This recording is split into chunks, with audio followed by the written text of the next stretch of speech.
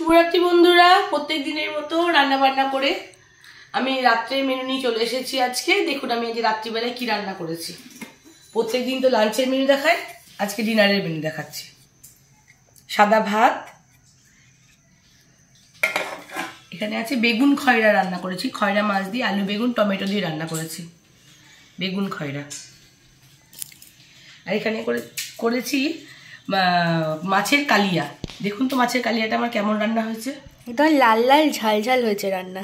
একদম দেখুন কেমন হয়েছে, খুব সুন্দর রান্না হয়েছে। আর এই যে মাছের মাথা দিয়ে মুগের ডাল, এই যে দেখুন একদম মাছের মাথা দিয়ে মুগের ডাল করেছি। এই দেখুন বড় বড় মাছের মাথা, কাতলা মাছের মাথা দিয়ে মুগের ডাল।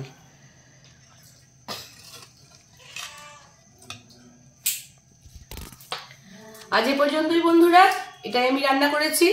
কেমন হয়েছে আপনারা জানাবেন, লাইক শেয়ার কমেন্ট করবেন। টাটা বন্ধুরা, আপনারা সবাই ভালো থাকবেন।